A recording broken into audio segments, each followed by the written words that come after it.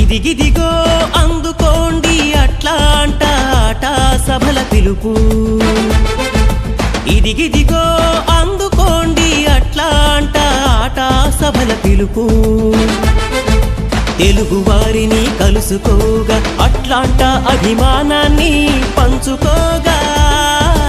ఇదిగిదిగో అందుకోండి అట్లాంట ఆట సభల పిలుపు. ఆహా ఆట తెలుగు జాతి బలము ఆట.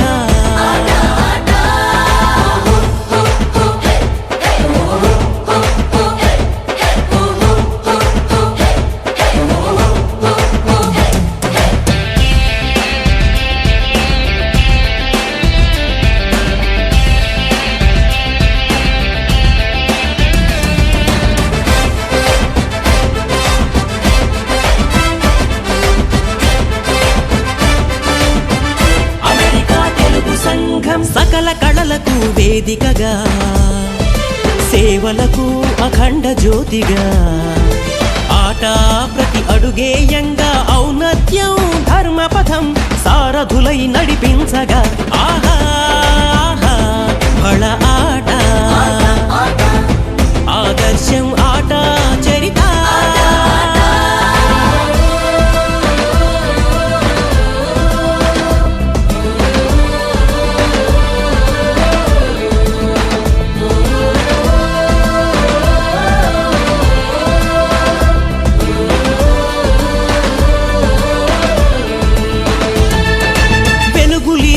తెలుగు జాతి ప్రకాశాన్ని వెదజల్లగా, యువతరాల ఉన్నతికై ప్రోత్సాహం అందించగా, పలు రంగాల ప్రముఖులను కీర్తించగా చేరండి. నలుదిక్కుల ప్రతిభావంతులను గుర్తించగా కనరండి. సాదరంగా చేయండి, కలిసి మెలిసి ఆడి పాడండి. ఆహా బళ ఆట అను పెరుగని శక్తి ఆట. ఆహా బళ ఆట అసమాన సేవ ఆట. అట్లాంటాలో ఆట.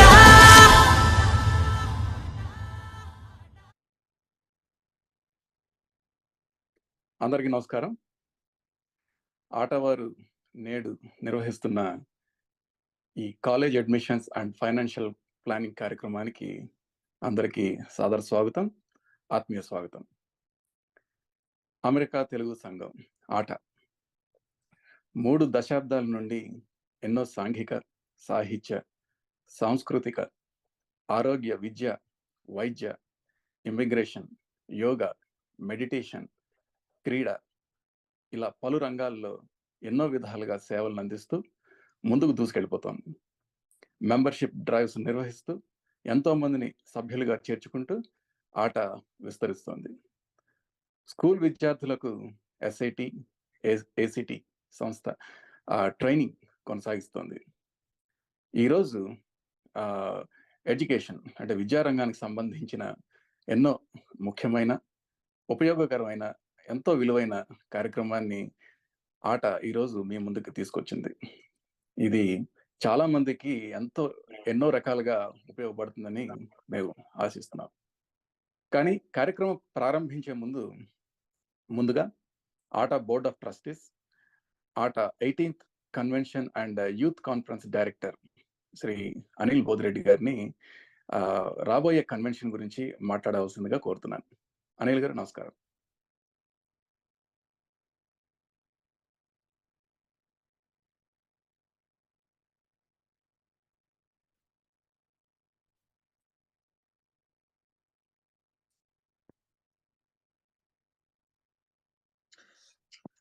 సారీ. థ్యాంక్ యూ రవి గారు. అందరికీ శతకోటి వందనాలు. మనందరికీ తెలుసు, మన ఆట ప్రతి 2 సంవత్సరాలకు కన్వెన్షన్ చేసుకుంటాము అందరం కలిపి వివిధ సిటీస్లో. ఈ సంవత్సరం ఆటా బోర్డు రాబోయే కన్వెన్షన్ అట్లాంటాలో చేయడానికి డిసైడ్ చేయడం జరిగింది. సో మేమందరం కూడా ఆ కన్వెన్షన్ ఏర్పాట్లలో అంగరంగ వైభవంగా చేయడానికి, మన కళలను, మన సంస్కృతిని మన ముందు తరాలకు అందింపచేయడానికి, సో వివిధ రంగాల విశ్వనాథతను పిలిపించి అందరినీ ఒక్కతాటికి చేర్చడానికి జరిగే కార్యక్రమాలన్నీ కూడా చేస్తూ వస్తున్నాం. సో మీరందరూ కూడా బ్లాక్ చేసి పెట్టుకోండి. జూన్ 7th, 8th, 9th, 2024 మన ఆటా కన్వెన్షన్ అట్లాంటిలో జరగబోతుంది. సో అండ్ ఈ రోజు మనకు అతిథిగా వచ్చిన రవి లోతుమల్ల గారు, థ్యాంక్ యూ అండి. Thank you for coming and taking this opportunity and educating hour youth for this. So ఇది చెబుతూ ఈ కార్యక్రమాన్ని స్టార్ట్ చేయవలసిందిగా రవి గారికి చెప్తున్నాను. ధన్యవాదాలు అనిల్ గారు. విద్యార్థి దశ అంటేనే అకాడమిక్స్ పరంగా ఎన్నో బరువు బాధ్యతలతో కూడుకున్నది. అది అందరికీ తెలిసిందే. అది అందులో ఎన్నో సందేహాలు ఉంటాయి చాలా మందికి. అవన్నీ క్లియర్ చేయడానికి ఒక గైడెన్స్ ఉండడం ఎంతో ముఖ్యం. అది అవసరం మనకి చాలా సార్లు, చాలా సమయాల్లో మనకి అందరికి, ముఖ్యంగా విద్యార్థులకి అనిపిస్తూ ఉంటుంది. ఆ రంగంలో నిష్ణాతులు అంటే ఎక్స్పర్ట్స్ ఎవరైనా మనకి తెలిస్తే బాగుంటుందని చాలా సార్లు కూడా అనిపిస్తుంటుంది. సో ఈ రంగంలో ఎన్నో ఏళ్ల అనుభవాన్ని గడించి ఒక చక్కటి మార్గదర్శకంగా నిలిచారు రవి లోతుమల్ల గారు. ఆయనకున్న లోతైన అనుభవం, పరిజ్ఞానంతో ఈరోజు మనకు ఎన్నో విషయాలు తెలియజేయడానికే కాకుండా అలాగే మన సందేహాలను కూడా నివృత్తి చేయడానికి, క్లారిఫై చేయడానికి సిద్ధంగా ఉన్నారు రవి లోతుమల్ల గారు. రవి గారు నమస్కారం అండి. అకాడమిక్ సీజన్ మొదలైతే చాలు విద్యార్థులందరూ కాలేజ్ అప్లికేషన్స్ తోటి, ఇంకా కెరీర్ ప్లానింగ్ తోటి చాలా హడావుడిగా ఉంటారు. సో ఇప్పుడు వారికి ఉన్న కొన్ని సందేహాలు క్లారిఫై చేసే దిశగా ఈరోజు ఈ కార్యక్రమం కొనసాగుతాను కనుక, కాబట్టి మీకు ఒక మొట్టమొదటి ప్రశ్న ఏంటంటే రవి గారు, ఈ అకాడమిక్స్ ఏమైనా స్టార్ట్ అయ్యేటప్పుడు one is the right time to start for SAT and ACT preparation అండి? సో ఇక్కడ ఏసిటి, ఎస్ఐటి అనేది ఎర్లీ ప్రిపరేషన్స్ గా చాలా వరకు స్టార్ట్ చేయొచ్చండి. ఎర్లీ ప్రిపరేషన్ అంటే కొంతమంది 4-year program which is like 9th grade నుంచి కూడా ప్లాన్ చేసుకుంటారు. That is also good idea. ఒకవేళ ఇంకా కొద్దిగా టైం మెచ్యూరిటీ ఉండాలి స్టూడెంట్స్ అనుకున్నట్టయితే ఐడియల్ గా 10th grade నుంచి కూడా స్టార్ట్ చేస్తుంటారు. That is also very good idea. మన దగ్గర లాంగ్ టర్మ్ కోచింగ్ అని ఎలా ఉంటుందో అలాగే 9th, 10th నుంచి స్టార్ట్ చేసినప్పుడు స్టూడెంట్స్ కు అవగాహన వస్తుంది. తర్వాత దాంట్లో ఉన్న ప్రాక్టికల్ మెథడ్స్, సబ్జెక్ట్స్ అవన్నీ కూడా వాళ్ళకు ఎక్స్పీరియన్స్ లాగా వస్తుంది. సో ఐడియల్లీ 10th నుంచి స్టార్ట్ చేసినట్టయితే చాలా ఉచితం అని చెప్తాను. అట్ ద సేమ్ దాని తర్వాత 9th, 10th, 11th లో ఎగ్జామ్స్ తీసుకోవడము స్టార్ట్ అవుతుందండి. 11th లేట్ డిసెంబర్లో ఎగ్జామ్స్ తీసుకోవడం స్టార్ట్ అయిపోతుందండి.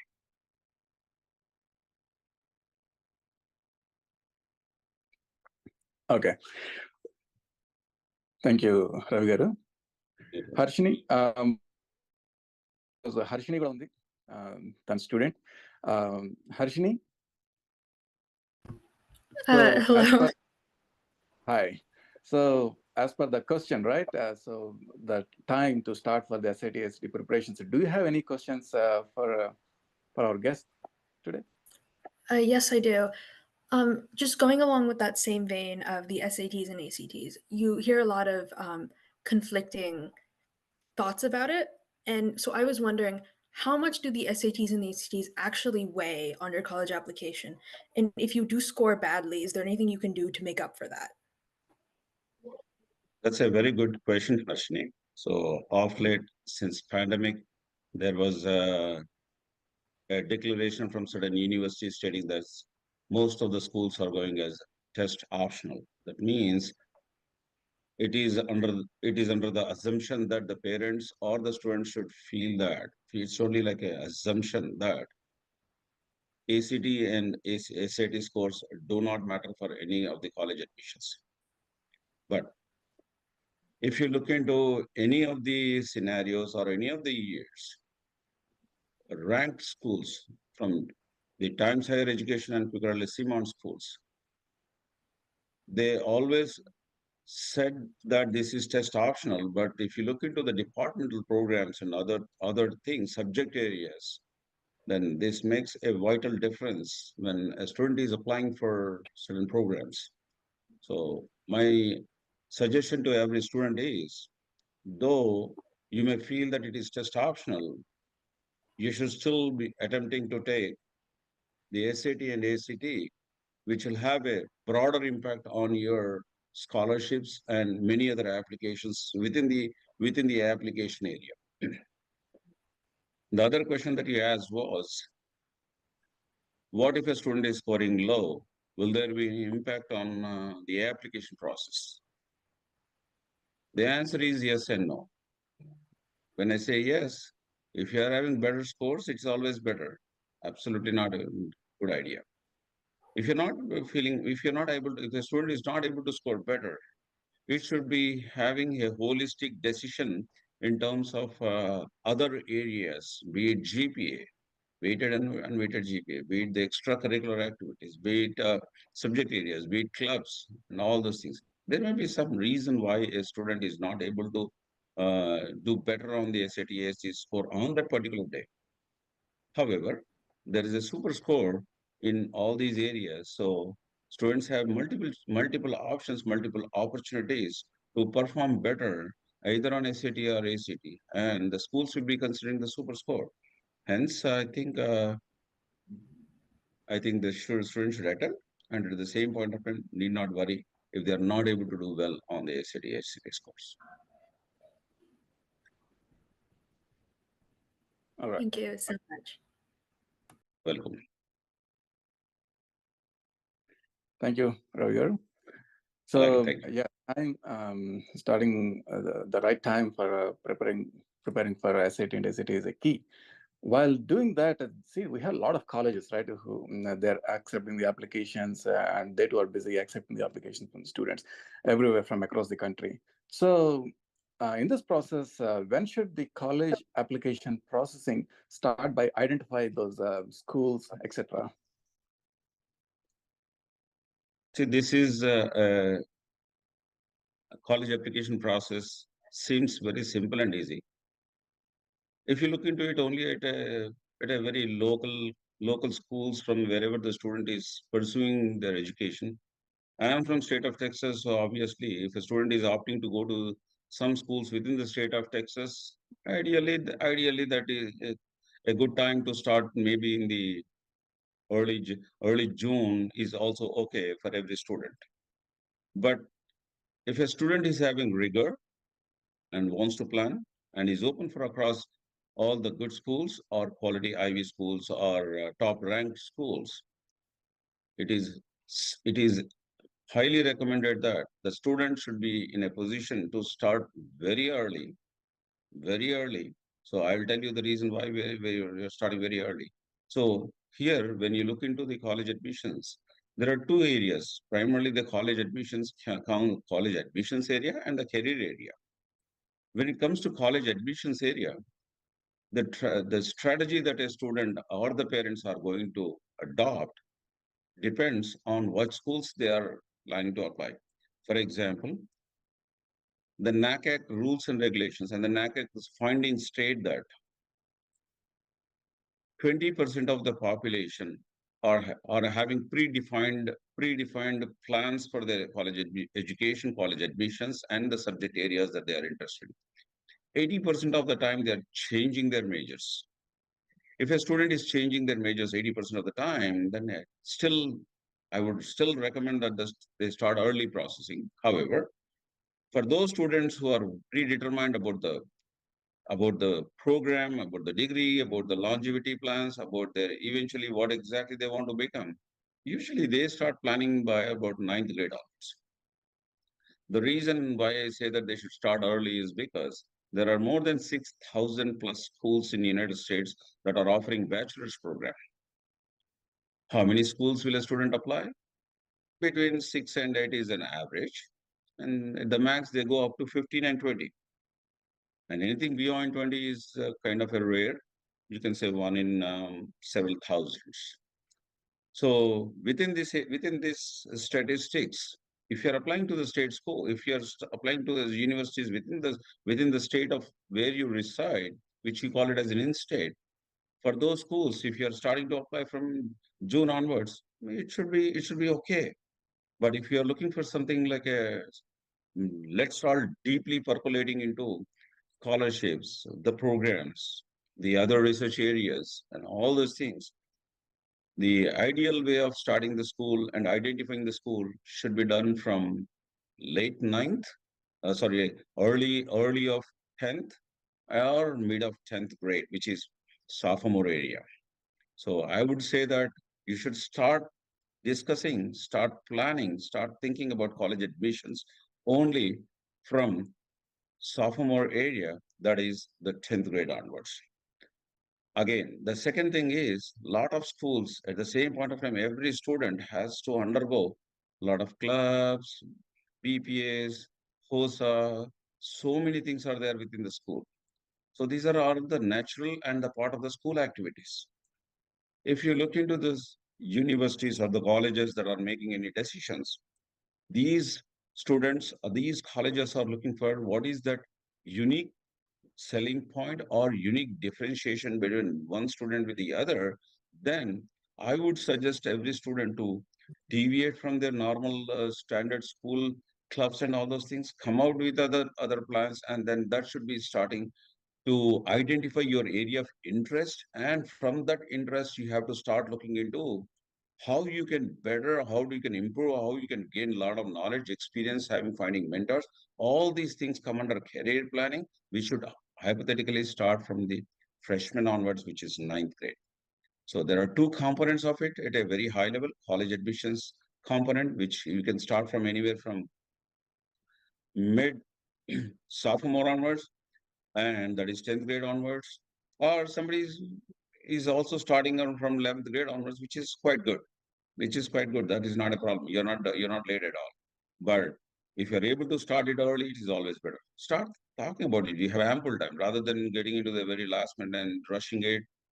Do your due diligence, because if you're looking for best schools, they're always looking for essays, supplemental essays, and interviews. And all these things are a, a good process that every student has to undergo. I hope you got the answer, Ravi. Yeah, that's a very valuable information. Thank you, Ravi. Yeah. So the Thank you. earlier the better, right? So, Harshini, so do you have any questions in this regard? So I'm applying to college right now, and I hear a lot of words about your safety schools and your stretch schools. So I was wondering, is there a proper, like a correct ratio of safety schools to stretch schools you should have?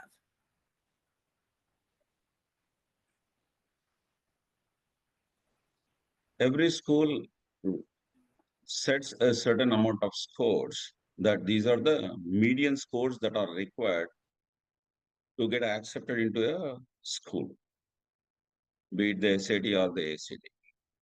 Will there be any deviations from the norm, those standards? Absolutely yes, because the college selection process for every student is not just on the SAT, ACT scores, but it is a holistic application. The decisions are made holistically, because for that particular school or a college or a university, the applicant pools are coming from across the United States if it is a domestic student, and across the world if it is an international student. So they want to balance the cohort in the class to make sure that there is a good amount of balance within the program and also within the class. And and hence, if there is any kind of a deviation from those expected standards of the SAT, ACT scores, it is expected that either your GPA should be higher or your other club should be higher, or even the reference should be very great. So all these things matter a lot when a program or a school is making any decisions.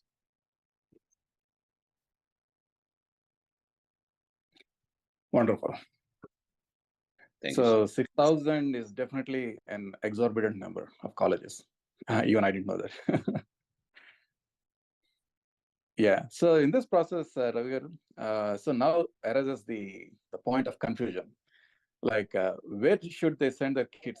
అంటే state universities పంపించాలా లేకపోతే out of state universities పంపించాలా అనేది ఇది నాకు తెలిసి this point of interest or confusion is there probably at every home. So how do you say about this in state and out of state, please? Sir, this is a very good question.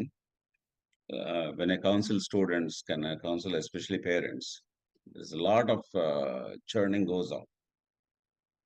So I'll give you a very broader aspect and a very specific. I do not take any examples of any name, but I only refer for based out of my experience with the parents as well as the students. So let's talk about the universities first. There are overall 6,000 plus universities for which are offering bachelor's program in the United States. So the student is eligible to apply for any of these schools. But I'm not even including community colleges. So community colleges are different again. So even in these 4-year colleges, which is 4-year colleges, right? So there is something called as state universities as well as private universities. That is one segregation. Out of state and in state is another segregation. Generally, any college counselor mandates to talk about what is the right fit for the student or the family. Now, the right fit for one student and one family may be different from the other student and the other family. In my view of suggesting a student what is the right fit is go to a school where first identify is the student is having any kind of a preference in terms of a school of his or her choice. If so, is that the school, is it the right program that the student is looking for? If so, is it an in-state or an out-of-state? If so, then are the parents capable enough or able to fund the program on their own or take any FAFSA or any external loans? These are all the options. Mind very clearly. If somebody says that if you graduate from any school or every school, it's the same. There is no difference as such. It is not the school that there are several parameters that we can discuss about in terms of how the school can impact your or influence your or maybe in longevity it will help you in your academics or in your future life. So the good thing, let me just talk about educate something about in-state also. For example, in where I am staying, it's in state of Texas. The students from state of Texas can apply to any of the neighboring states called Arkansas, Louisiana, Oklahoma, and Texas. All these states have an understanding that it is a reciprocatory agreement that a student from Oklahoma can come and study in Texas. He will still be considered as an in-state tuition fees. Vice versa with all these, Arkansas, Louisiana, Oklahoma, and Texas, they have a MOU or understanding that these have a reciprocatory agreements between these states that the student can go and study. Now, the other top schools, if they are going into any of the top schools or the ranked schools, then if they are again deviating from that particular, for example, in the state of Texas, UT Austin is a state school and is a ranked school. If a student is coming from Michigan area and studying in UT Austin, then he will be considered as an out-of-state student. So he has to, though he might be, his visa status might be a citizen or a permanent resident, he should still be paying the out-of-state tuition fees. So these are the things. Will there be any difference in terms of the outcomes? It is all about the student and how the student is able to capitalize, use, or make a difference with using this degree makes a difference. In terms of right fit. What is the right fit? A right fit for a student might be the several parameters. One, the student may say that the students might say, or the parents might see that college is a preference, tuition fee is a preference, location is a preference, scholarships are a matter, and or maybe tuition is a matter, or relativity is a matter, or the location might be a preference. So all these things matter a lot. But my broader suggestion to every parent and every student is go for a quality education where you will be able to afford, and the affordability could be uh, then dive deep into how the education can be funded through any other sources. At least you can have be fortunate that you will have, especially the citizens empowerment residents have the FAFSA loans as a backup that they don't have to worry about it, or any external funding or any kind of a scholarship that are available based on the family's income situation. So I believe that this is a broader information that is beneficial for every student and their families. Thank you, sir, Ravi garu. Thank you Ravi గారు. So మనకి viewers దగ్గర నుంచి కూడా మనకి questions వస్తున్నాయి. So for all the viewers who are watching this program, please post your questions in the form of comments. Will take all the questions and will Ravi గారు, రవి లోత్మల్ గారు, he will address it at the end of this session. Probably we'll give 30 minutes for all the questions to be answered. So please post your questions. Keep them coming. So Harshini, so do you have any questions here? Yes, I was wondering about early action and early decision. I've heard a lot from everyone that you should prefer early action over early decision, but are there any scenarios where you should go early decision opposed to early action, or regular opposed to either of those? So Harshini, that is a very good question. But I will suggest the students to be and the parents to be well informed and make a judicious decision when they are going for any of these early decisions or early actions. So until few years back, you can say that last maybe about less than 5 to 10 years back, they started this concept of early action and early decision. What exactly the schools are trying to do? They are trying to pick up students who have already applied and then give them the offerings.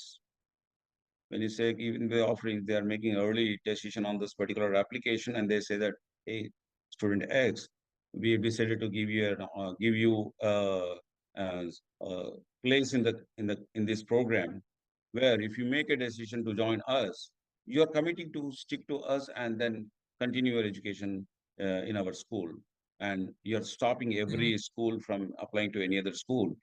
So the decision is yours. So they gave approximately about a month to 2 months of time to make a good decision, and then within this also they may have, okay, this is what we are offering in terms of scholarship, this is what is your tuition fee, this is the 4-year strategic plan for all your education and all those things. So the student and the parents are well informed. So there are two things over here. One, in the positive side, if that is your dream school that you're looking for and you got accepted into the school, probably you can accept it, and then you can just ignore the any regular applications you're looking for any others from any other schools. The positive side is that is the school that the student has decided and the parent has decided, and the parents are interested in sending their school kids to that particular school. So you are very fortunate to say that you got your decision early, which is probably by the end of between December and January, you got everything and you're set. So let me put it the other way around. If you are looking for certain schools that you are interested, these are some of your dream schools, and you got accepted into a school X that you have applied, but you're also anticipating to get acceptance into another school. For example, you got into Duke, but you are interested in something like UC Berkeley or UCLA or Santa Barbara or any other schools, right? So this becomes a quite intricate thing to make a decision whether I should accept Duke or whether you should hold on to the UCLA or UC Berkeley or Barbara or any other schools. Okay, so this requires a little deeper knowledge in terms of at least a parent to discuss to figure it out how the majors and the schools are able to help the students in a longer way. That is in the entire future, which is like the student is going to be there for the next 4 years. Okay. So the students or the parents have to make a decision whether the student is able to go to that particular school, do the program and come back, but not repenting that, oh, I got into this particular school called Duke, but I was more interested in Berkeley. Then that means you should hold off to these early action centers, because probably the time difference between acceptances from these schools might also differ. Like for example, you may come back early and say that, okay, this is the stipulated deadline. You make a decision either on this particular day, you got it, or otherwise we are putting you into a regular pool, regular admissions. On the same lines, the other school might may come back later after the deadline is over, and they come back and say that, hey, now we opened up for this particular school called UCLA or UC Berkeley, and then now you have to make a decision. So this becomes quite confusing. So it is better that you make a very careful decision in terms of when you're applying for early actions and early decisions, to make sure that that is the school of your choice. Because once you sign the contract, once you make a decision, you cannot you have to drop all other schools and join them, because that's what they are expected from the student and the parents. So you have to carefully navigate especially when you are applying for these kind of schools, and especially make a chart of yourself to figure it out. Hey, programs, schools, majors, scholarship, timelines, costs, and other external expenses like the DOMs or whatever you have in mind. Then those are all the things, parameters that need to consider, especially from the parental standpoint. They all need to consider, and then see if they can make a good decisions on this one. I hope you got some clarity, Harshini.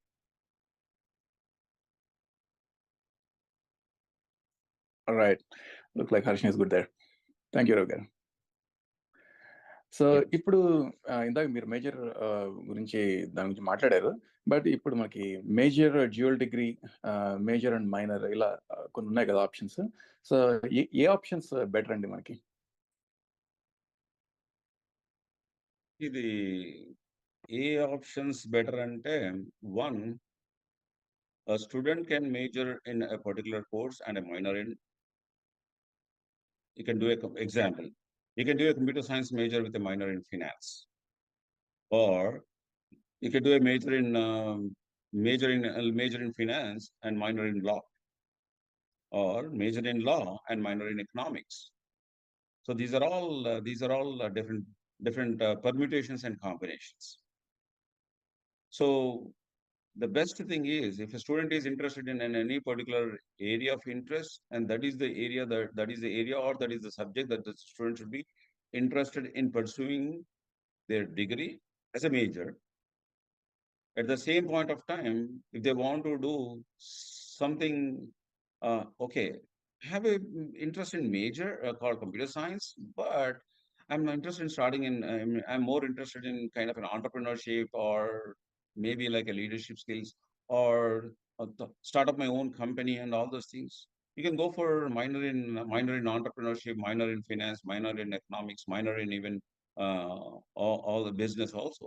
All these things will help you out. Now, one thing the parent has to understand and know about is, so I strongly recommend every parent to talk to the department as well as the program advisor later on. Because if a student is making a major decision, they're making a decision on the major as well as the minor, along with the other courses, then eventually midway through the course, the advisor is going to ask the student if he or she has made a right decision, and if they are able to make a difference in themselves, and are they able to fulfill what they are looking for. So these are all the things that the parents have to understand and then educate themselves, because most of the first generation parents, they do not have a good, I would like to say at least 80 to 85 or 90% of the parents do not have a quite a good understanding about college admission process. So this is about the majors as well as the minor. What is the dual majors or what is the dual degrees? There are other options. Let's say, for example, student has started something like a computer science. Example is a computer science, and now he wants to do what is called information systems as well. So he'll get a dual degree with a MS in computer, with a degree in computer science and information systems. But now he doesn't have to do all the he or she has to doesn't have to do all the courses. Only those courses that are required to complete the information systems, information or a management system. Only those courses need to be complete so that the student gets a dual degree. Okay. For example, right now, as I'm speaking, like I'm pursuing my Master of Arts in Career Counseling from North Carolina Central University. I also have an option to do my second major as a school counseling. But I said I'll make a decision only around the end part of the time, whether I'm interested. If so, I do not have to take all the courses, but there may be about 9 credit hours or maybe 3 courses or something like that to finish up my dual degree program. So that is, I'll be getting a degree in college, career counseling and also getting a degree in school counseling as well. So this is about the dual degree. I may also take within this program, I may do college counseling as a career counseling as a major and a minor as psychology also. That means my major is career counseling, but the minor could be clinical psychology or family psychology or or family psychologies or any other things. So these are all the things that are important, especially from the student and most importantly from the parent standpoint of view, to make sure that this degree, be it a major or a minor, is going to help the student in their career perspective. Okay. So while studying the bachelor's, change of majors, how do you think we should see that, Ravi garu? So this is another area which I focus at the same point of time. I would like to suggest every student and most importantly the parents to have an open-minded discussion with every kid. Let there not be any pressure or any kind of a circumventing solutions or suggestions that, oh, I followed what exactly my dad and my brother said in India. Absolutely not. Here, a student will be pursuing a major of his choice or a degree of his choice, and he wants to pursue his area of interest. The same interest you may not see from your end at the same point of time. You may also think that a student is interested in these kind of majors. I don't see any prospective or any future in this. That should not be the question. That should not be the question. For example, if you see that a student is interested in majority of the time, he's interested in music or he's interested in or bands or he's interested in some areas called economics. I was encountering a family where a student was interested in economics and the father and the parents were more interested in computer science. The only reason is because in computer science, you complete your degree in 4 years, but immediately after the 4 years, you're going to get a job and not the, we do not, I don't know the future of economics. So when that particular family, I met with them and all that I told him is, you're pushing the student to study a subject that a student is not interested in. The student is not going to excel. Okay, the student is not going to excel. So let's dive down and dig deep into the student's area of interest and figure it out why the student is interested in economics. What does that student speak about economics? What is the student's interest in economics? And how do they foresee their future in economics? And when we are talking about all these things, the student had quite a deeper understanding about economics with a minor in art. I was surprised that the student was very good and he or she was interested in minor in art and majoring in economics. And after one semester or I think 1 semester or two, the student clearly told that because of you, I'm pursuing my computer science. But after 1 semester or 2 semesters, I think the student changed the major and said, no, I'm not interested in computer science. It is not interesting for me. So I've decided to go my own way and I decided to study what is called economics. So choosing a major, that is very important, and leave it to the best to the students. You can discuss with any counselor and talk about what are the career prospects in this particular area if they are looking for, and how this career area may be impactful to the student and puts him in a better situation or a position. Understand from the student's perspective. The student's perspective might be different, and you may not have the same vision as what the student might be looking for. But at the same point of time, it is not advisable for any parent or anybody to pressure upon or tell the student or insist upon pursuing certain amount of majors because you are graduating early and you are settling down in your life. That's not what it is. Student has to enjoy what he or she is studying. That's very important in deciding a major. NACAC rules and regulations. The NACAC body says that 80% of the time a student makes a decision which 80% of the time the students' majors are changing. It is okay. It is absolutely okay. Don't worry about it. Let's not worry about it. About okay, I'm spending this much amount of money on a tuition fee, but eventually the student is not studying this one, and student is not studying what exactly he doesn't know anything, or she doesn't know anything. Let's not put it into that kind of a situation. Show the student the avenues or the opportunities that are existing. So do a due amount of due diligence, and then there are a lot of opportunities, especially for US citizens and permanent residents. It is not necessary that you have to do only this course and then you have to work only in that area. The student will eventually, wherever the student is working, the student has to enjoy. The student will be able to make a difference for them, and they are the ones who are leading a happy life. We want all our kids to lead a happy, enjoyable life in there and enjoy the profession that they are in, especially. Thank you. Great. Thanks, Ravi garu. That's a valuable information. Also, scholarships and internships are there, another two key areas. So before we get to them, let me say that our viewers are actively involved and they're posting the questions. So I would say to all the viewers, keep your questions coming in. We'll take them in a couple of minutes. So Ravi garu will be providing his expert advice on scholarships and internships.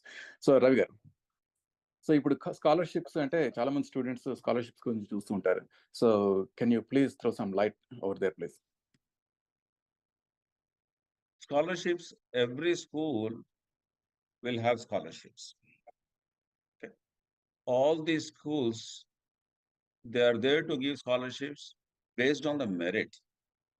There is no dependency on visa. There's some students may come, parents may come back, hey, I'm on a H1 visa, I'm on a dependent visa, I'm on a B1 visa, and whatever it is, whatever the visa that they are looking for. My friend told me that my kids are not eligible. No, absolutely. Nobody is a decision maker over here. It's not me, it's not you, it's not your friend, it's not the community. It's the school, it's the program that they are making decisions.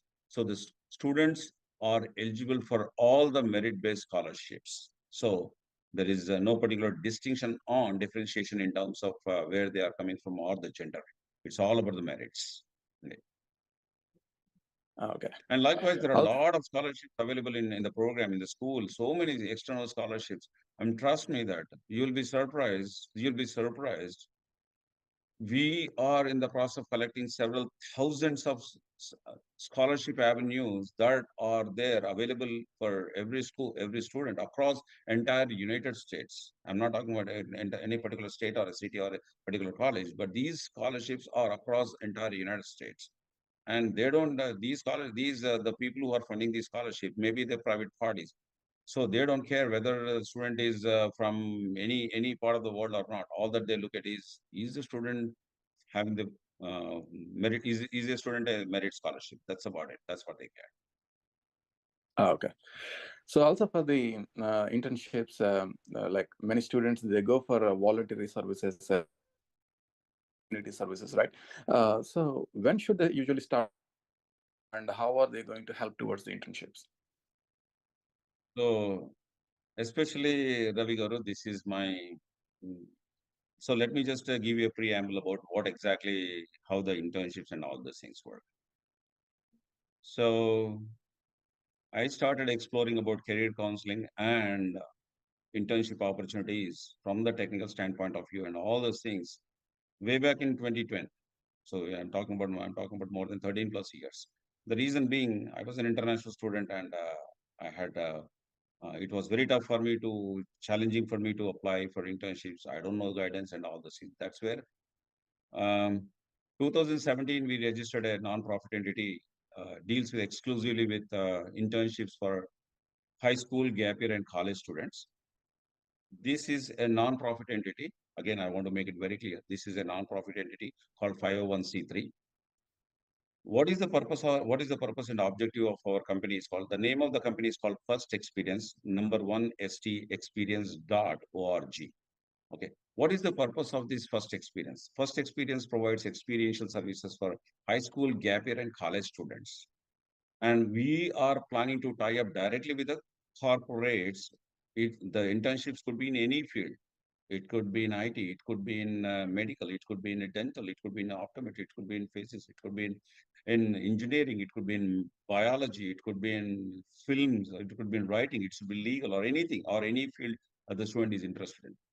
If a corporation or if a company or an individual or an entity wants to have interns, right, want to have interns, then they can approach through us and we are going to source them to the corporates or the companies or the professionals. Bear in mind that we do not charge even a penny to the students. So there is no charge, there is no cost involved to the students. Absolutely not. So for example, I am in touch with a couple of attorneys in the Texas areas where they are looking for interns to work for them as a paralegals, or who can improve their drafting skills, or who can write or get some kind of hands-on experience. So these are all the things that the students are eligible for that one. Now the question here is, are the internships for every student, or is the internship, or are the internships for every student, or is it only for US citizens or a permanent residents, or for that matter H4 dependents? I don't have anything to say on that. I'm not the one who makes a decision. It is the employer who makes a decision. For example, I'm working closely with a company where they are saying that they are going to fund us, but their challenge is to hire domestic citizens and permanent residents only because of their company rules and regulations. These are corporate decisions. That's not mine. Let's say if a doctor is there, I spoke to a dentist, and then last week I met with a dentist and I said, Dr. So and so, what about some kind of an experience or services or internships? They said they are open. They said, wait on. All that I'm looking for a qualified people who are very much interested in this subject. For me, the visa does not matter at all. Whether it is an international student or whether it is a domestic student, whether the student is interested in this subject area or the dentistry, that is what is more important. So what I'm trying to tell you is all these things, the students should start volunteering right from the ninth grade onwards, called career counseling.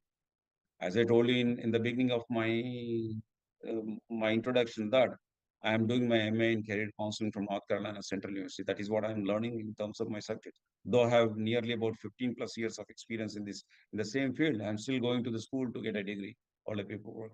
But I understand from the technical standpoint of view and professional standpoint of view. The students are eligible for internships right from their ninth grade onwards. So students should start as volunteers in that particular area, show their interest, and then move up the ladder, get references, show that they are interested in that particular area, go deep into the subject, and then you should be in a position to all these things will make up something on your resume on your resume and build your references. Once you're applying with all these internships, and I think so, I'll definitely tell you that if you carefully plan, then your entire career becomes much easier and much better holistically. So to sum up, internships, you are eligible right from your ninth grade onwards. That's so wonderful to know, Ravi. Thank you very much. So, Harshini, do you have any questions here? So we have 10 minutes to open up the questions to viewers. So we have so many questions so far. So we'll go, before Ravi Garu addresses those questions, we'll let Harshini ask your question and address that one. And after that, in 10 minutes, we'll go to the viewers' questions. Okay, go ahead, Harshini. So, Ravi Garu, I was wondering, when is the ideal time to start applying for scholarships? Along with the application, whenever the student is applying to the school, there is a scholarship form as well. The student needs to apply. So submit both the applications together, and the scholarship department will take care of the scholarship. The admissions department will take care of the admissions. So it's ideal that that the student is applying together. You don't want to Okay, miss the you don't want to miss the scholarships, right? Hey, I submitted the application, but I did not know that I have to submit the scholarship application along with the main application itself. So that may put you into a different situation called you applied for the admissions, but not for the scholarships. So you're not entitled for the scholarships. It is recommended, it is highly recommended, advised that both the applications should go in parallel. okay, and I was also wondering what your thoughts were about double majoring, about doing two majors at once, especially if they're like different majors. Like, just for example, if I want to major in computer science but also musical theater, where they have a lot of Mhm. different courses, would you recommend it if someone thinks they're able to do it, or would you not? Whether the student is able to do it or not, it depends on the interest. If the student is interested in, the student is definitely able to make plans, adjust the times, and focus on the area of interest. And the student will be able to. There is nothing called the student is not able to do it or not because of the time constraints. Primarily, a student is able to do whatever the student is interested in. However, for any reason, for some situation reasons, if they are not able to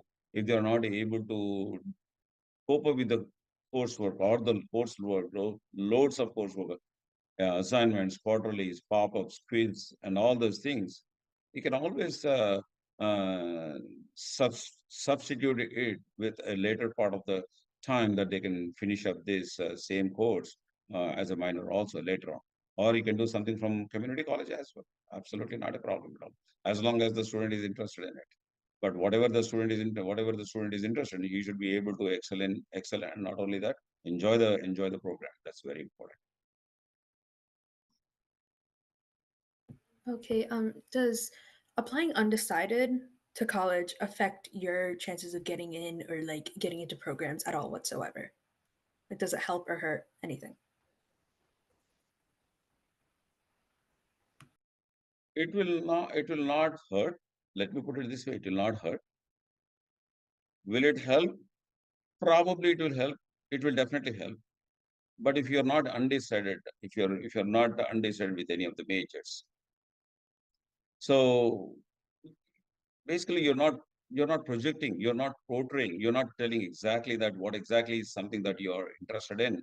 So that when you start applying, let's say a student is undecided and another student is decided. So you can always see that, hey, a student who is decided will make a kind of a progress in that particular area of path. If it is undecided, so you will get a degree, that is not a problem at all. But at the same point of time, I would say that you should be in a position to start identifying what is that you're interested in, so that you should be able to decide a major and then pursue your major in that particular area.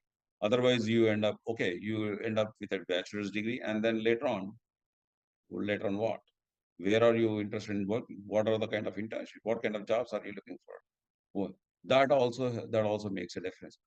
Yes, it is quite possible that there might be a lot of students who might be undecided in the beginning, but as they progress in their education or in their career or in their days, they might take some kind of a breaks, maybe like a gap year, and then still they may not be decided. But if they are doing something called study abroad opportunities in the gap year, they may come back and say, "Hey, I found something, and I'm now interested in so and so. I decided that this is what I'm looking for."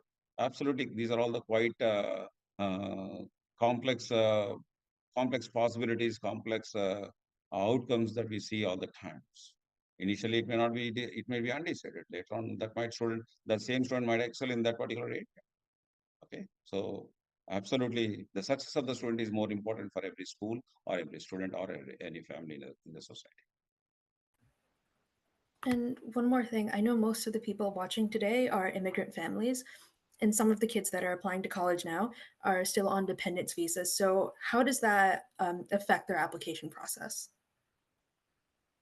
So the application process for bachelor's is different and the master's is different. So for the bachelor's, the decision factors are almost the same because the calculating engine is the same.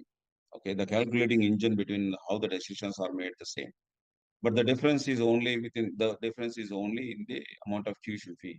International student applications pay 3 times more than what a domestic student pays. So The parent has to decide.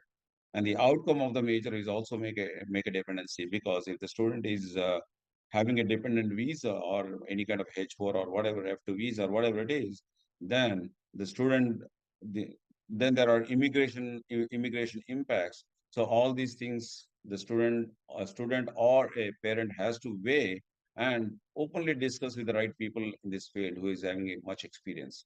It is not that the challenges are tough, but I will tell you that if a student is more interested and very passionate about that particular area, let the student go for it. A student will make it eventually. So that is not a problem at all. So having a dependent visa, maybe like a H1 or a H4 or an F1 or an F2 or any kind of a visa that has who are not non-citizens or permanent residents, they should not worry about it. But there are minor changes that they should tweak so that the student should not have an impact on these visa situations.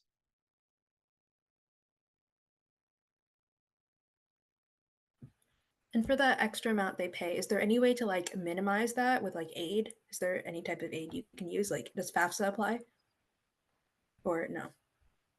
Could you come again, once again?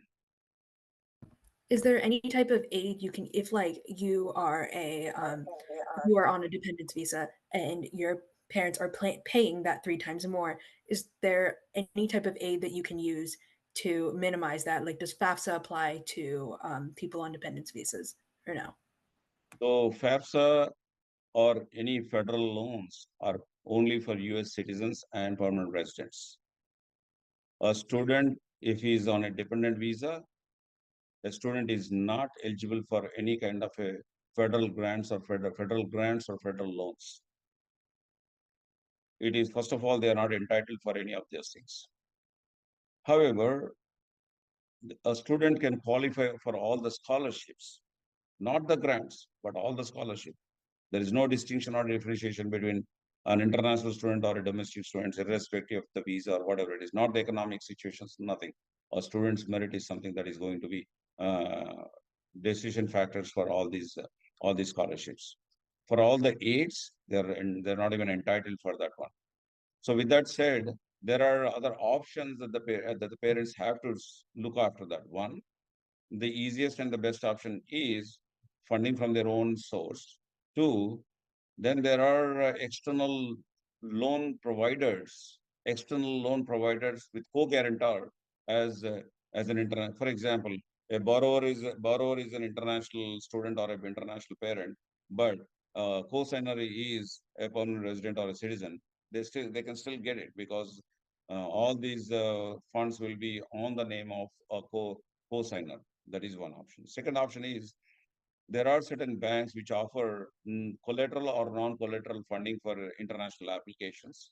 So those are some of the banks that they have. Those are some of the financial institutions that these applicants have to approach for the sake of funding. The other ways of fundings are, of late, there are something called as employer sponsorship fundings or any kind of an external funders. There are some people income share agreements, or those are the people.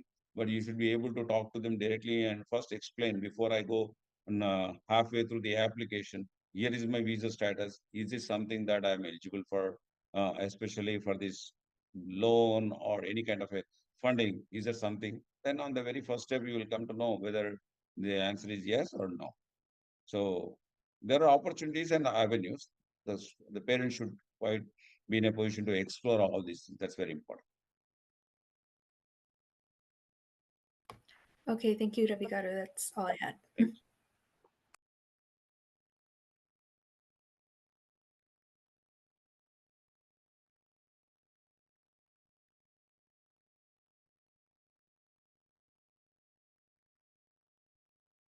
Mute లో ఉన్నారు sir. Sir మీరు mute లో ఉన్నారు.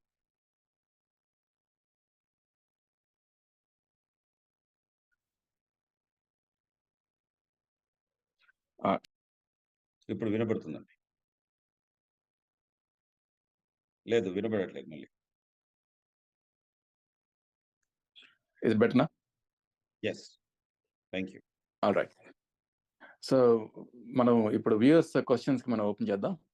చాలా questions ఉన్నాయి అక్కడ. So,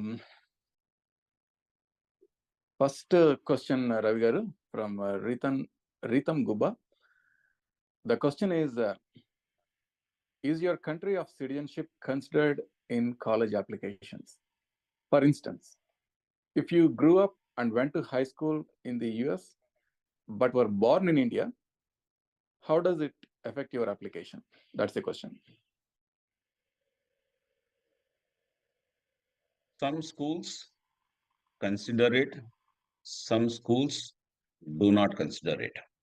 For example, straight away, rather than being shooting it in the air, if a student is studying in the state of Texas, pursuing their high school, when they're applying for the college, they are considered as an institution fees.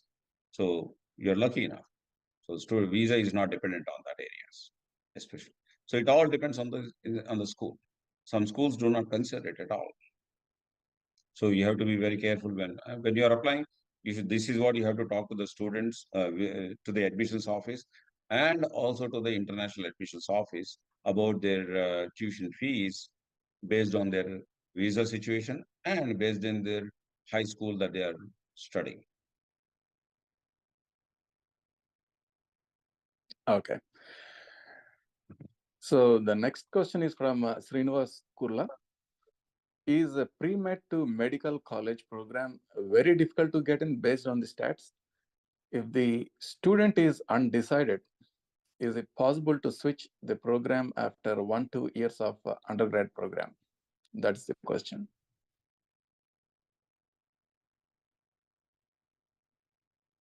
Switching program is absolutely a student's choice, and they can always switch the program. That is not a problem at all. If the student is not able to, if the student is undecided or unable to make it to that particular program, that does not mean to say that he is the right fit into that. He may be interested in something else. So he can always change the major, and then he can always pursue whatever the area that the student is interested in. So absolutely, they can change the majors. Okay. So the next question is from Satya Karra. The question is, what extracurriculars do you need to get into computer science school if you don't take the course in school? That's the question. So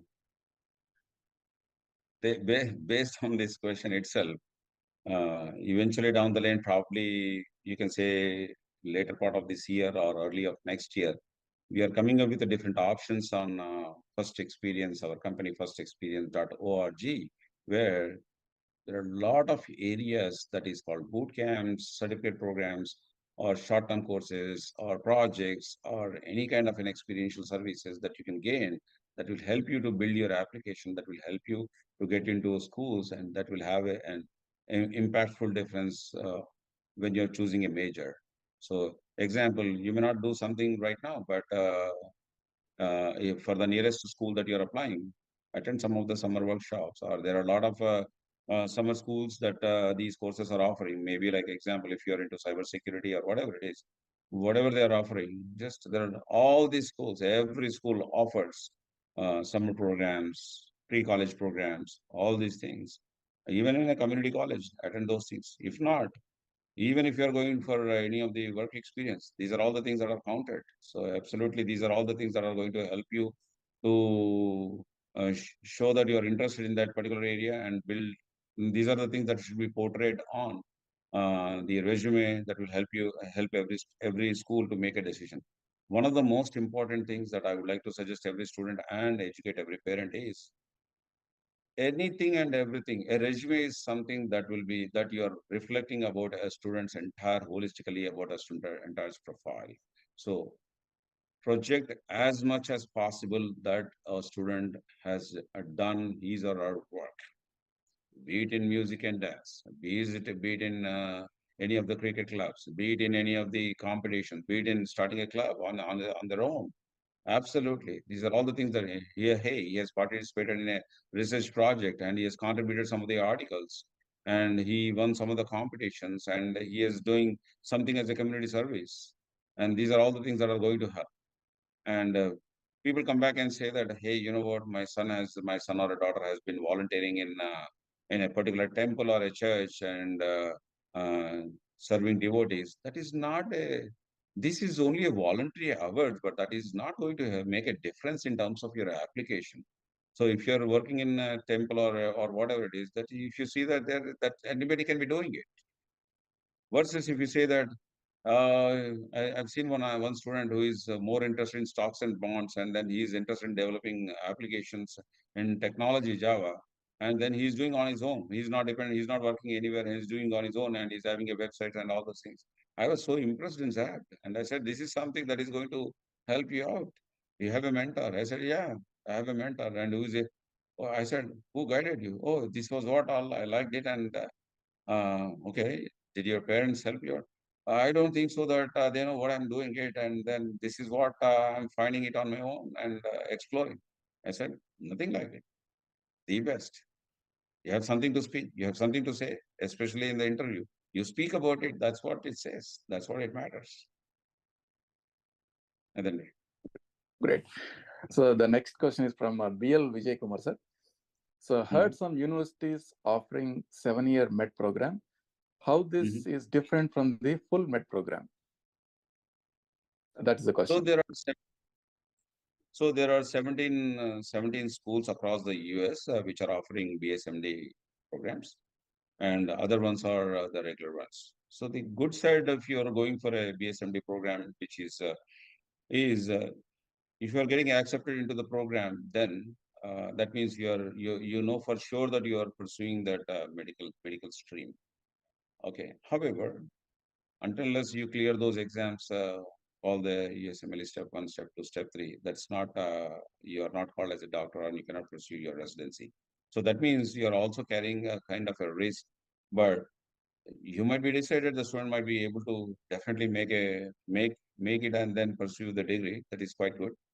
And otherwise, most of the students take biology as a biology or the undergrad as a major, undergrad maybe some biology or chemistry or pharmacy as a major, and then eventually start exploring some kind of a work experience or gain some kind of a research experience, and then start preparing for the USMLE, and that's where or MCAT, whatever MCAT, then that's where that is the alternate route.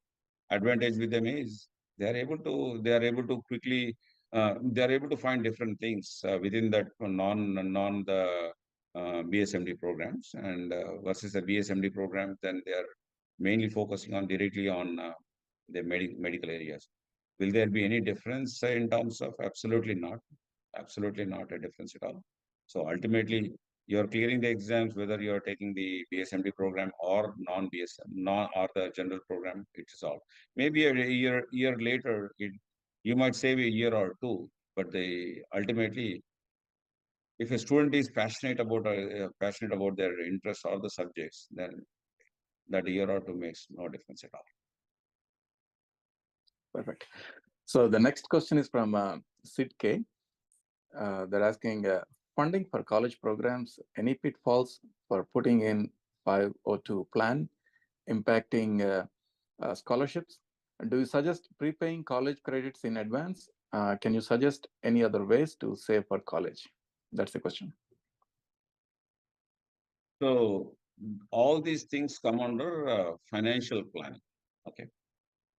But I would like to give a writer over here that I'm not a certified financial planner, or I'm not a CFP called certified financial planner. I'm giving you this information only out of the basic knowledge that I gained out of my experience, but I do not have an authenticated source to say that this is what is the right information. For example, when my daughter was applying for the schools, then we explored all these things. That's where I made a note, and then that's what I'm conveying the message to you, which I'm just reading it from. There are 529 plans, Coverdell plans, the UTMA plans called Uniform Transfer to Minors and Uniform Gifts to Minors Act, Trust, and then these are all the things that are quite possible. Now, how you can fund your program? A financial planner or a financial institution or an expert who has done all these things, and you should be able to focus on your family's entire situation, because it is not, it may not be just the job or the business that we are talking about. You might have invested in your 401k, the IRAs, Roth IRA or SEP IRA and all these things. That, or if you are able to save for the colleges using the tuition assistance programs offered by within the state, these are all the things that will help you out. Again, bear in mind some of the plannings that you are saving already pre-planning that might have a bearing on your scholarships and your financial aids as well. FAFSA is different from FAFSA is different. FAFSA is pulling your entire information from the IRS based on your tax returns. However, all these financial planning will either directly or indirectly will have an impact on your funding or on your merit-based scholarships are different from need-based scholarships. Merit-based scholarships have no dependency at all. You might be filthy rich, you might be doing everything, you don't need money at all, you don't need anything also, but still the student might be qualified for a merit-based scholarship. But if you're looking for any kind of a funding from the school, funding from the department based on your financial capabilities, then all these things will definitely make an impact on your educational plans. So you have to be very, very careful or to navigate very carefully, because you say that, okay, I'm planning all these 529 plans, Coverdale plans, but I did not know that my financial planner did not tell me that my daughter or son is not eligible for any kind of a funding. Hey, these are the things that is the reason why it is very complex, very complex. It looks very simple, very complex. And to be honest with you, it's very challenging also when you are applying for financial aids and scholarships. You have to be very, very careful. It is not just you are talking to your friend and family, or it is not the same solution or the same situation. There are no, for both the students or for both the families, it may be a different problem or a different solution. There is nothing called one size fits all. Absolutely not. Okay. So the next question is from Leela Surapaneni. Should my kid include JV sports into activities? Should my kid include? JV sports. I don't know what JV is, but should my kid include JV sports into activities? Or I mean, probably if it in anything and everything that student is interested in the field or excelling in that field, it is always better to say that. It depends. Suppose if I tell you that, okay, my kid is playing soccer versus my kid won this champion in the school, makes a difference. Participating in any of the programs is okay, not a problem, but does not mean to say that it is going to make an impact. So, for example, if the student might be acting as example, this is the general thing. A student might be doing 10 activities, absolutely not a problem. But if he is excelling in one particular activity that has more impact and more bearing than student involved in 10 particular activities. So we have to be we have to be carefully navigating what is the student involved and interested in.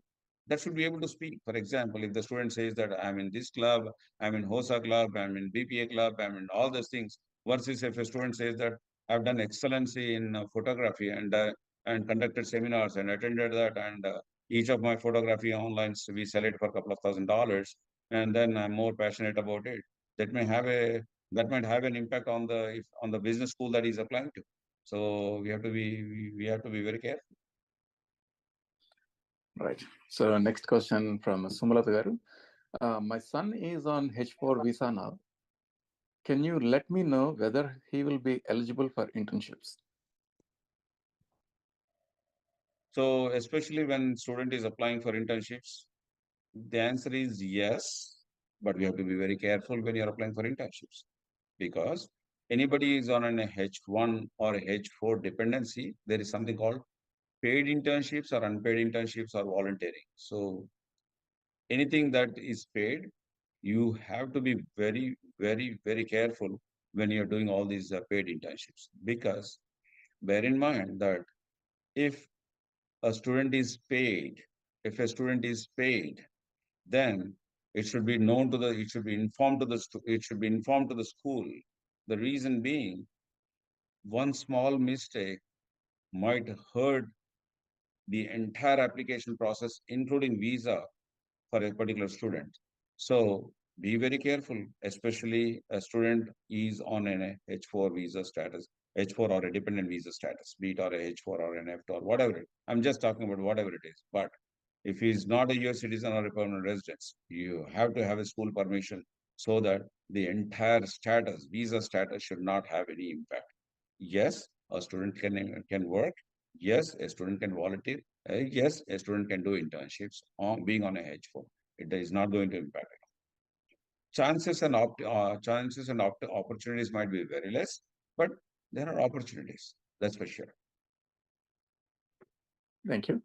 So next question from Platinum. How to apply scholarship while applying admission? So every school has a scholarship application along with the regular applications. So when they're applying for the school, then the student has to go through the scholarship application and then start applying for the school. It depends on the school whether the student gets a scholarship, and if so, how much. That is different. Why? Because every school has certain amount of funds that needs to be given to as scholarships to the students. Obviously, these are the scholarship for the students. So put your application and then let the school make a decision. So there might be departmental scholarship, there might be admission scholarships, there might be holistic scholarships also. So you never know about it. So have a conversation with your admission officials or the financial aid officials or the bursar office or any of the grants or any of these people. Talk to the registrar office or the bursar office and the admissions office. They'll be able to guide you well. So all these departments are quite structured. But be very careful that, let the parents also be involved in terms of making all these decisions, please. Okay. So the next question from Sri Mrunalini Agasthyaraju. So the question is, how do admissions officers view extracurricular activities and what they look in for application essay? So application essays are detrimental in terms of making a decision, or it is going to be very impactful in terms of, this is a very good question, by the way, Ravi garu. This is very, very important question. So when it is coming for an essays, there are, so essays has essays, supplemental essays, and personal statements. So these three things are completely different. Essays, personal statements, and supplemental essays. These are quite different.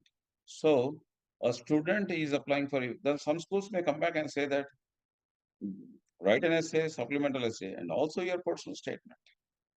Trust me, each and every essay, if you're applying for any of the quality schools or a good schools, then each and every essay, sometimes it may take a couple of months to write an essay, couple of months to write an essay.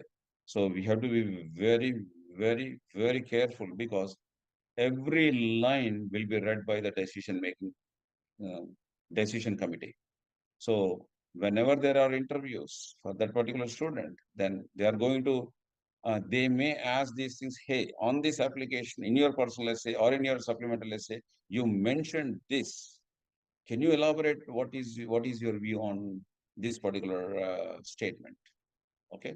So essays are detrimental in terms of making any decisions. So these are all how important it is, absolutely important. In terms of length and size, it should not cross more than 750 words, anywhere between 500 to 750 words. The gist needs to be conveyed, and at the same point of time, it should be something different. Why you are compelling to take this particular degree or a particular program? For example, just to quote my own experience, when I was planning to write when I was applying for MA in Career Counseling program, there were essays as well as personal statement as well. So though I know the difference, I had to spend approximately about 3 months for my essay and about another 3 plus close to about 6 months together for my essay as well as a personal statement. Because I know that when I'm being interviewed, they are going to ask me each and everything that they're going to ask me. And trust me, when I was interviewed, they really asked me all these questions. Okay, you said this statement. Why? You want to see this? Why? What is the difference? Even this last week, my graduate advisor had an interview with my graduate advisor for about an hour. They said 45 minutes, but it went for an hour. And they said that you just started the program. Are you enjoying it? Is it something that is what you're interested in? Is it something that you are pursuing? Is it going to make a living out of you? What is that you're trying to do this? I want to understand. But I said, Dr. Scott, I have about 15 plus years of experience in career counseling and about 30 years of college admissions counseling experience. Oh, immediately she said, oh, so you need a degree. I understand where exactly you're coming from. And few things that I was talking to her, she said that it, oh, Ravi, 2016, you have to, 2026, you have to do this. So start doing some things from now onwards. So those are all confidential things that we are working on. So I said, okay. So I started working on what I have to do as a practicum and internships in 2026. I need permission from now itself. So I'm initiating these kind of conversations. So I don't see any difference because even now, even I'm a permanent resident over here, but still I'm doing all these things 3 years ahead of my time. So these are the things that are going to be opening up one's eyes and ears when they are pursuing, especially for the kids. So Ravigar, this is Anil. Before you go, can we be a little shorter to answer because we have a lot of questions and it's going to take a lot Oh, of time. absolutely. So We will do let that. it be point to Sure, point. thank you. Thanks. Go ahead, Ravi. Thank you. Yeah. So next question is from Purnima Janadla. Is there any advantage of completing graduation earlier than regular schedule? I mean, you're getting into a job, or if you're getting into a job or any other hire, absolutely you can complete your pre-courses early and then finish up. There's no problem at all. It is good for the student that the student is saving certain time. Okay. And I think you mentioned about a non-profit organization and also a company name, right? So they're asking a question from Satyakara and KS. What is the non-profit organization called again? And can I have the company name? Firstexperience.org. Number one, stexperience.org. Firstexperience.org. All right. Thank you, sir. So next question from Giridhar. I'm on H1B. Can I do master or diploma now without changing the current Absolutely, status? you can. Absolutely, you can. There is nothing is stopping you. Okay. So, and we have, I think, just three more questions. So the next one is from Doodle Activity Bear. My kids are junior and sophomore, but they are on H4 visa now. AOS is not filed yet due to GC backlog. They are interested in pre-med as their major. So will there be any problems for them? See, in terms of your adjustment of status, I think Biden administration has given some kind of a leeway. If you're falling within that leeway, then definitely there is no problem as such. But to give the correct answer, I would say that talk to the immigration attorney, whether your AOS, that is called adjustment of status, and then your application is falling within that stipulated time, which the immigration rules cover, yes or no. So talking to an immigration attorney will help you out. Okay. So next question from Harshita Sridhar. I'm interested in pursuing dental. Can I start internship starting from 9th grade? Absolutely, why not? And next question from Sam M. We live in Texas. Our daughter wants to join UT Austin for BS in CS as major and business as minor. She is in top percentage based on GPA. Can she get automatic admission in Austin as she is already top 2%? Absolutely, yes. Okay. UT Austin has a condition that if you are less than 6%, then you're an automatical entry into the program.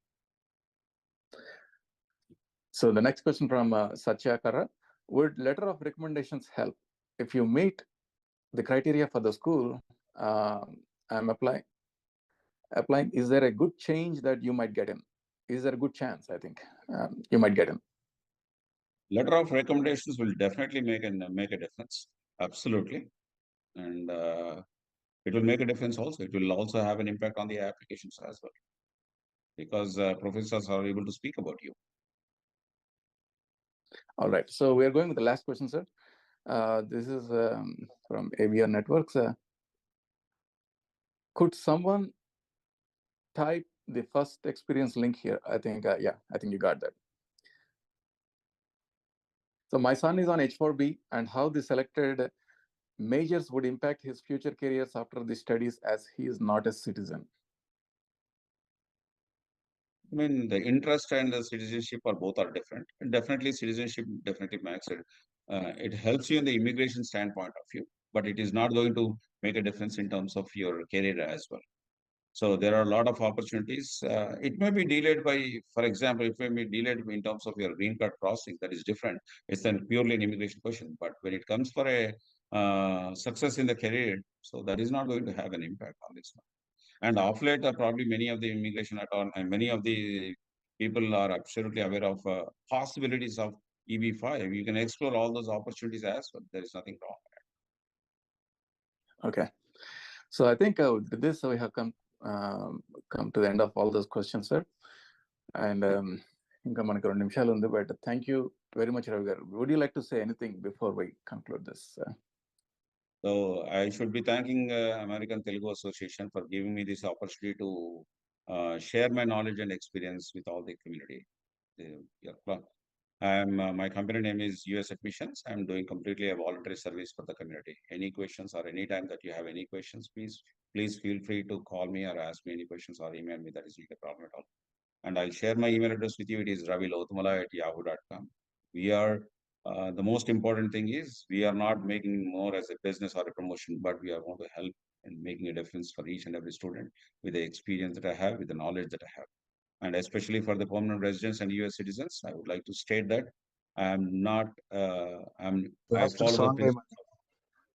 I follow the principles of the NACAC, NAFSA, and the USCIS rules and regulations. I'm not associated with any university nor influenced with any university in terms of admissions nor the internships. But I'm here to help every student in pursuing their careers. Thank you, Ravi garu. It's wonderful to have you here. ఎన్నో విలువైన విషయాల్ని మీ లోతైన అనుభవంతో, పరిజ్ఞానంతో రంగరించి ఈరోజు మా viewers అడిగిన అన్ని ప్రశ్నలకి చాలా ఓపికగా అన్ని సూచనలు, సలహాలు ఇచ్చారు, సమాధానాలు ఇచ్చారు. దానికి మీకు చాలా చాలా ధన్యవాదాలు మా ఆటా తరఫున. అండ్ డెఫినెట్లీ మీరు ఇచ్చిన ఈ సూచనలు, సలహాలు మా వ్యూవర్స్కి ఎక్కడో దగ్గర ఖచ్చితంగా ఉపయోగపడతాయని మేము విశ్వసిస్తున్నామండి on their kids journey towards pursuing higher studies. So ఈరోజు ఈ కార్యక్రమానికి ఇలా వచ్చి మీ అమూల్యమైన మీ సమయాన్ని వెచ్చించినందుకు మీకు చాలా చాలా హృదయపూర్వక ధన్యవాదాలు ఆటా తరఫున. అలాగే మా వ్యూవర్స్ అందరికి కూడా, ఈరోజు వీక్షించిన వ్యూవర్స్ అందరికి కూడా, అలాగే మీ ప్రశ్నలు అడిగినందుకు అందరికీ చాలా చాలా ధన్యవాదాలు. ఈ రికార్డింగ్ మీకు యూట్యూబ్ ఛానల్లో లభ్యం ఉంటుంది. సో దీన్ని మీరు you can share with your friends and families who are is in need of this valuable program. So ఈ college admissions and financial planning program ఇక్కడితో ముగిసింది. సో ఈరోజు వచ్చిన పాల్గొన్న వారందరికీ కూడా పేరు పేరు ధన్యవాదాలు. రవి గారు, బిఫోర్ యు గో,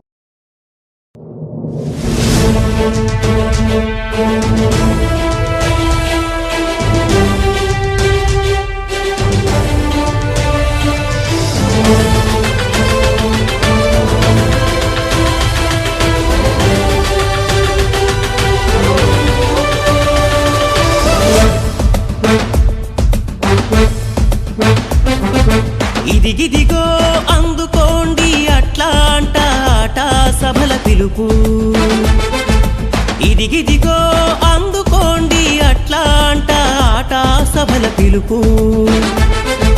తెలుగు వారిని కలుసుకోగా, అట్లాంటా అభిమానాన్ని పంచుకోగా. ఇదిగిదిగో అందుకోండి అట్లాంటా ఆటా సభల పిలుపు.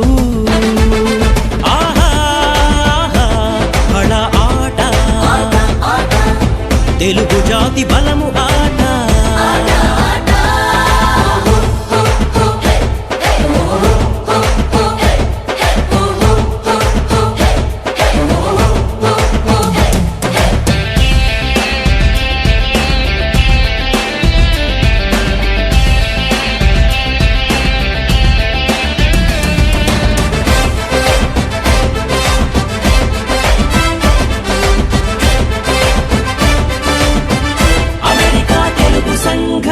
సకల కళలకు వేదికగా, సేవలకు అఖండ జ్యోతిగా, ఆట ప్రతి అడుగేయంగా ఔన్నత్యం ధర్మపథం సారథులై నడిపించగా, ఆహా ఆహా బళ ఆట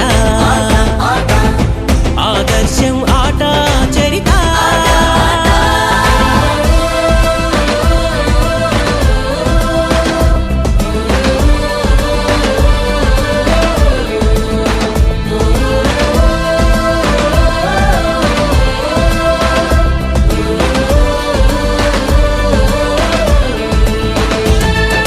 వెలుగులీను మన తెలుగు జాతి ప్రకాశాన్ని వెదజల్లగా, యువతరాల ఉన్నతికై ప్రోత్సాహం అందించగా, పలు రంగాల ప్రముఖులను కీర్తించగా చేరండి, నలుదిక్కుల ప్రతిభావంతులను గుర్తించగా కనరండి, సాదరంగా విచ్చేయండి, కలిసి మెలిసి ఆడి పాడండి. ఆహా ఆహా బళ ఆట అలు పెరుగని శక్తి ఆట, బళ ఆట అసమాన సేవ ఆట, అట్లాంటాలో ఆట.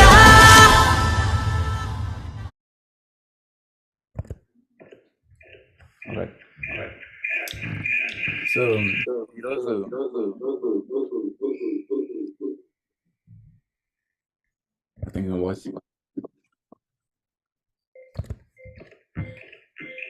ఈరోజు ఆటలో పాల్గొన్న అతిథులు రవి లోతమల్ గారికి ఆటా సంస్థ తరఫున, మా ఎడ్యుకేషన్ కమిటీ బృందం తరఫున హృదయపూర్వక ధన్యవాదాలు.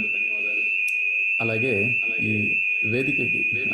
వేదిక కృషి వెనుక ఉన్న ఆట కార్యవర్గ బృందం, ప్రెసిడెంట్ మధు బొమ్మినేని గారు, ప్రెసిడెంట్ ఎలెక్ట్ జయంత్ చర్మ గారు, ఆట ఎగ్జిక్యూటివ్ కమిటీ,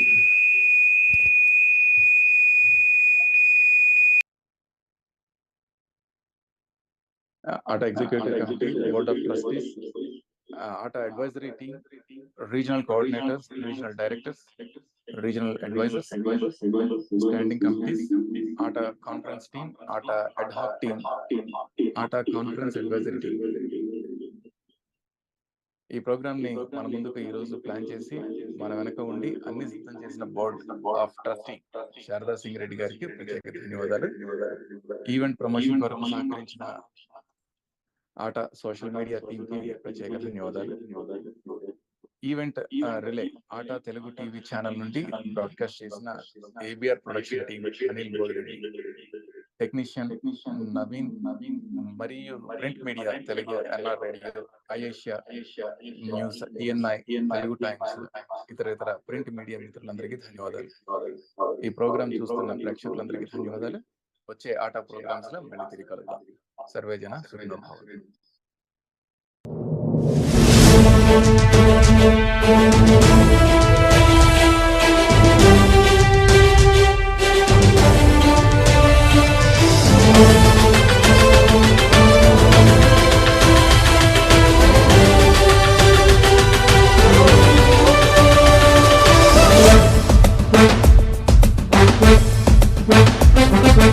ఇదిగిదిగో అందుకోండి అట్లాంటా ఆట సభల పిలుపు,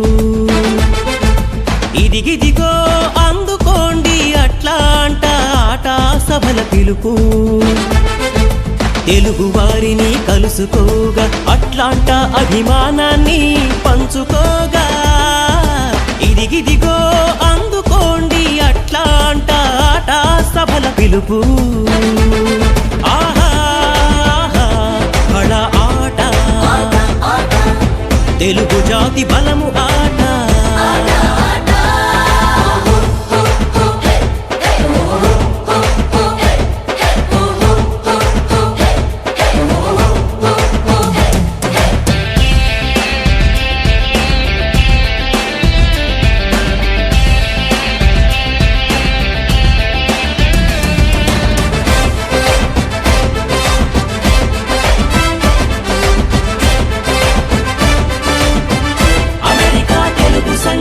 సకల కళలకు వేదికగా, సేవలకు అఖండ జ్యోతిగా ఆట ప్రతి అడుగేయంగా ఔన్నత్యం ధర్మపథం సారథులై నడిపించగా ఆహా ఆహా బళ ఆట ఆదర్శం ఆట చరిత